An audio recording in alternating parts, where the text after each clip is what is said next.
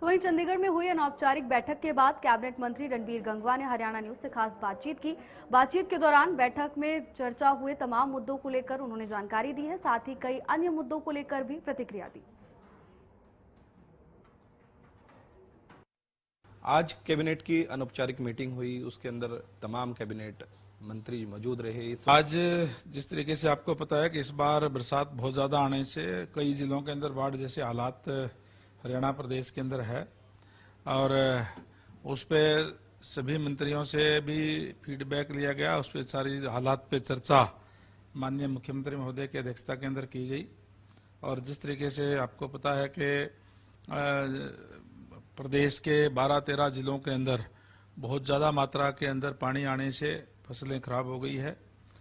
खासकर नरमा, बाजरा और मूंग की फसल तो बिल्कुल एकदम से खराब हो गई।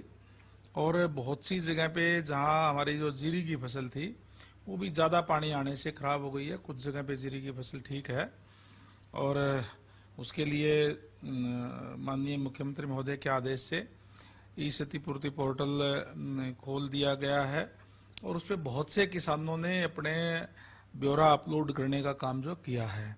अब तक आज सुबह तक ही प्रदेश भर से लगभग 9,96,000 से भी ज़्यादा एकड़ भूमि का उस पोर्टल पे अपलोड हो गया है।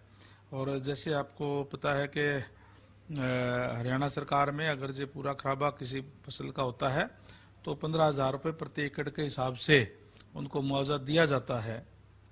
इसी तरीके से बहुत सी बस्तियों के अंदर भी पानी भर गया, जिससे लोगों को बस्तियां खाली करनी पड़ी। बस्तियों के अंदर किसी की छत भी गिर गई, किसी में त्रेड़ आ गई, कंडम हो गई।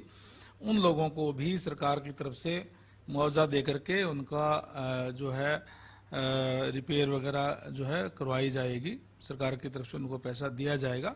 उन सब भी विषयों पे विस्तार से चर्चा जो हुई है। सर, परमात्मा उनको सतबुद्धि दे।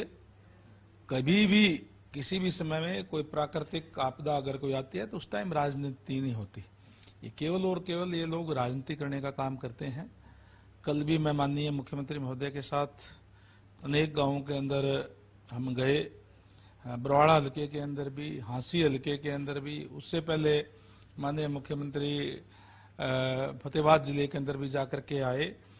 हमारे जो अधिकारी है, हमारे जितने भी कर्मचारी है, वो 18-18, 19-19 घंटे जाग करके लोगों के अंदर रह करके लगातार कार्य कर रहे हैं।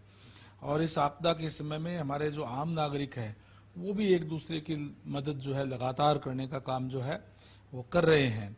और ये बात ठीक है कि हमारे फसलें खराब हुई है, उसका मुआवजा दिया जाएगा। बाकी जो हालात है वो आम लोगों के सहयोग से, प्रशासन के सहयोग से, सरकार के कुशल नेतृत्व की वजह से आज अंडर कंट्रोल के अंदर है। और मैं समझता हूं कि जल्दी हालात जो है और अच्छे सुधरेंगे। और हमारा तो जो इस समय के अंदर सभी राजनीतिक पार्टी हो चाहे कोई आम नागरिक हो, सबकी जिम्मेवारी बनती है कि हम एकजुट होकर के इस आपदा का सामना करके इसे पार पाने का काम करें।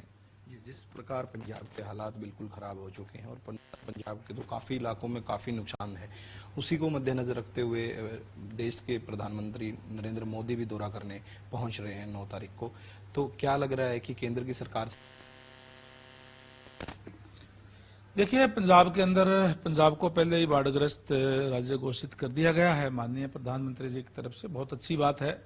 माननीय प्रधानमंत्री जी खुद हालात का जायजा लेने के लिए कल पंजाब पहुंच रहे हैं, और निश्चित रूप से हर संभव मदद जो है वो की जाएगी जब माननीय प्रधानमंत्री जी आ रहे हैं। तो इस वक्त हमारे साथ कैबिनेट मंत्री रणवीर गंगवा मौजूद थे। उन्होंने तमाम जानकारी हमें दी और उन्होंने साफ तौर पर कहा है कि जो आपदा का समय होता है उस समय राजनीति नहीं करनी चाहिए, बल्कि एक दूसरे का साथ देना चाहिए और मिलकर ऐसी स्थिति से निपटना चाहिए। वीडियो जर्नलिस्ट अशोक के साथ प्रदीप शोकन, हरियाणा न्यूज, चंडीगढ़।